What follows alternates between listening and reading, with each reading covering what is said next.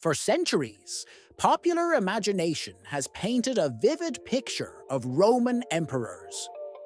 We often envision them as quintessential Italian figures, born and bred within the heartland of the burgeoning empire.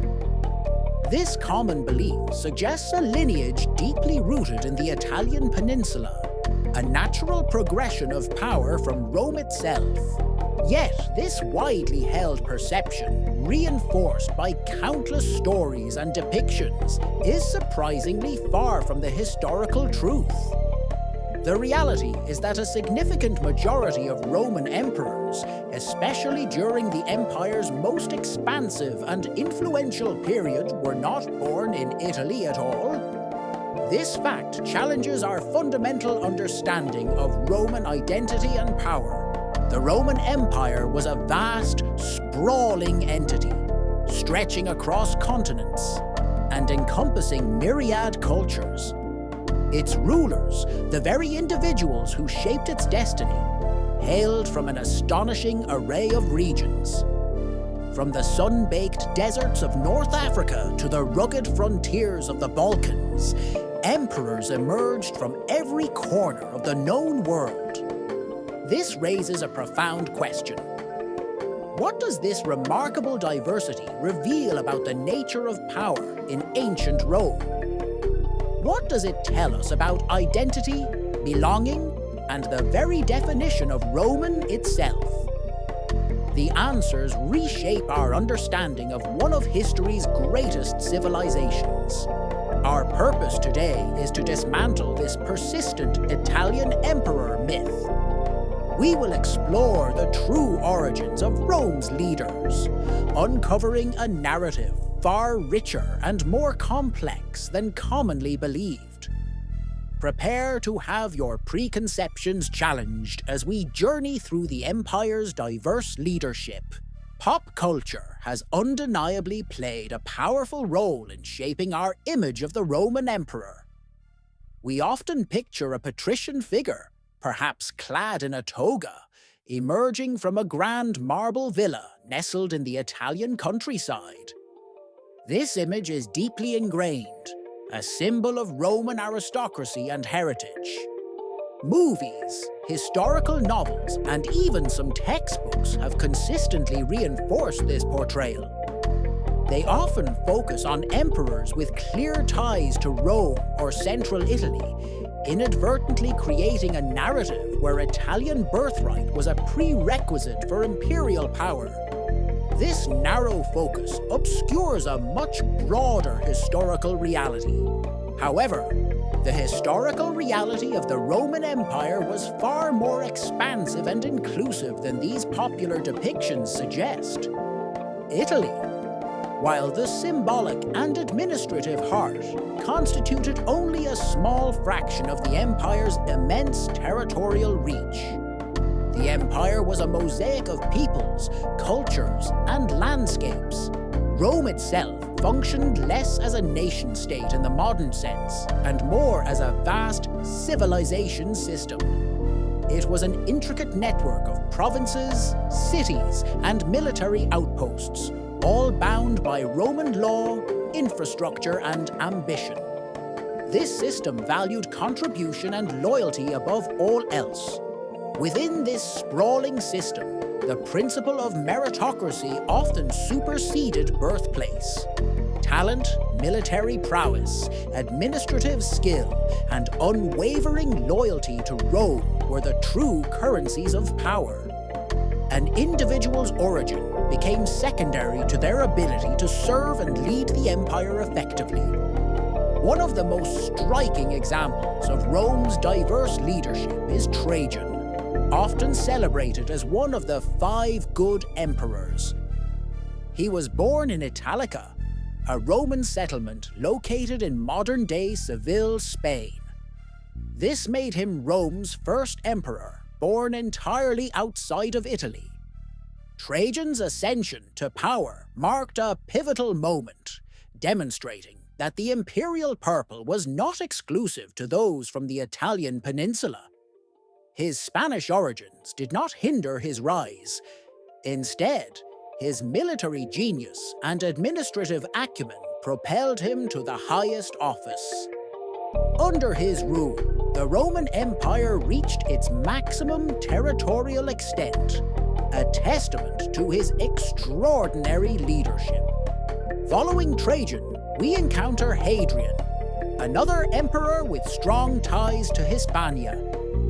Though some sources suggest a Roman birth, his family was firmly established in Italica, making his connection to Spain undeniable.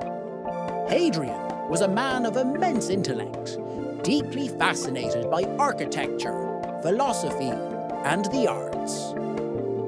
Known as the Wandering Emperor, Hadrian spent more than half of his reign traveling extensively throughout the empire. He personally inspected legions, oversaw construction projects, and engaged with local cultures. His most famous legacy, Hadrian's Wall in Britannia, stands as a monumental symbol of his commitment to securing the empire's vast borders. Perhaps one of the most compelling figures to challenge the Italian emperor myth is Septimius Severus. He was born in Leptis Magna, a prominent city in modern-day Libya, making him the first African-born emperor of Rome.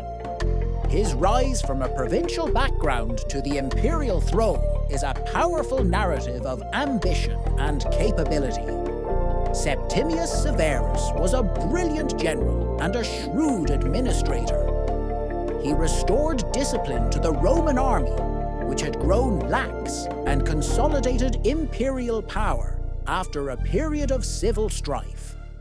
His reign demonstrated unequivocally that Rome's strength and leadership could originate from any of its diverse provinces, regardless of geographical origin.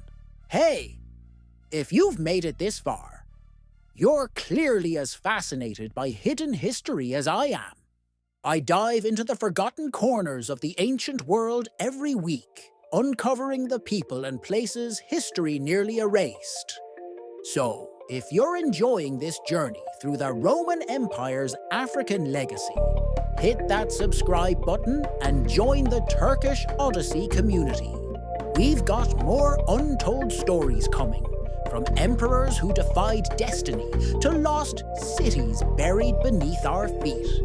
Go ahead, click subscribe, and let's keep exploring history together.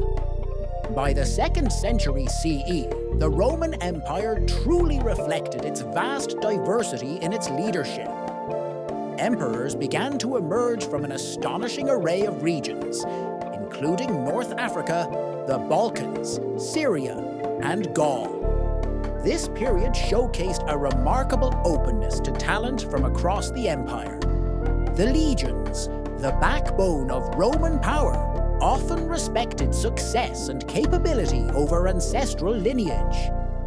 A general's ability to lead troops to victory, regardless of their birthplace, was paramount. This meritocratic approach within the military often paved the way for provincial-born individuals to ascend to the highest echelons of power. Beyond the well-known examples, many other emperors further illustrate this diverse leadership. Philip the Arab, for instance, was born in Shahba, modern-day Syria, making him the first emperor from the Arabian Peninsula.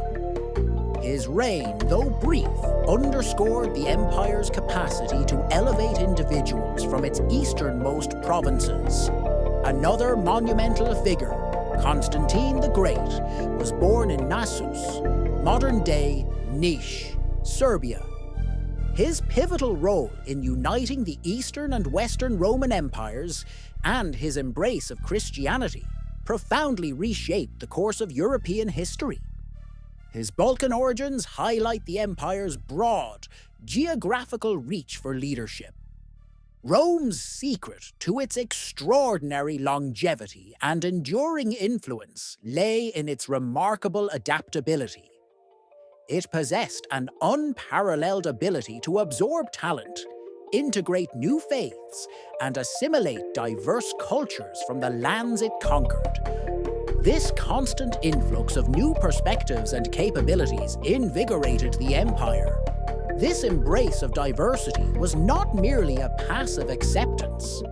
It was an active strategy that transformed potential weaknesses into enduring strengths. By drawing on the best and brightest from across its vast territories, Rome ensured its continued vitality and resilience, proving that openness was key to its success. When we examine the full roster of Roman emperors, the statistics powerfully reinforce our central argument. Historians estimate that less than 20% of all Roman emperors were actually born in Italy. This figure dramatically overturns the popular misconception of an Italian-centric imperial lineage. The vast majority of Rome's rulers hailed from outside the Italian peninsula. Their origins were spread across the empire, with significant numbers coming from regions like Spain, the Balkans, North Africa, and the Middle East.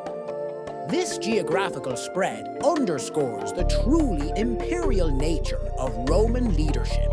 This numerical evidence leads us to a crucial redefinition of Roman identity. The central argument is clear. Rome was, for much of its history, largely led by foreign-born rulers. These individuals, though not Italian by birth, were undeniably Roman in their allegiance and their contributions. The core principle of Roman identity was not about one's birthplace, but rather about one's contribution to the empire. It was about embracing Roman law, culture, and military service. It was about loyalty to the state, regardless of where one first drew breath. The historical reality of Rome's diverse emperors offers profound lessons that resonate deeply with contemporary society. It provides compelling parallels to modern concepts of leadership, diversity, and inclusion in our globalized world. The challenges and opportunities Rome faced are surprisingly relevant today. Rome's success was intrinsically linked to its ability to thrive by embracing new ideas, new peoples, and new places. It understood, perhaps instinctively, that drawing from a wider pool of talent strengthened its institutions and enriched its culture. This openness was a cornerstone of its enduring power. The enduring legacy of Rome, therefore, is not just about its aqueducts or its legions. It is also about the strength it derived from its openness, its willingness to integrate and elevate individuals from all corners of its vast domain. This historical truth continues to echo, reminding us of the power of diversity. So, the next time you picture a Roman emperor, remember this crucial truth. Not all of them started their lives in Rome or even in Italy. The Roman Empire was a dynamic network of cultures, a melting pot where talent and ambition could rise from any province. Its leaders were as diverse as the empire itself. We hope this journey through the origins of Rome's emperors has been as enlightening for you as it has been for us. Were you surprised by any of the emperor's birthplaces we discussed today? Let us know in the comments below which revelation you found most intriguing. If you enjoyed uncovering these fascinating historical truths, please consider liking this video. Don't forget to subscribe to our channel for more deep dives into history's most compelling stories. And be sure to ring that notification bell so you never miss our future content. Remember, history is not just about what happened in the past. It's about the world you help shape today.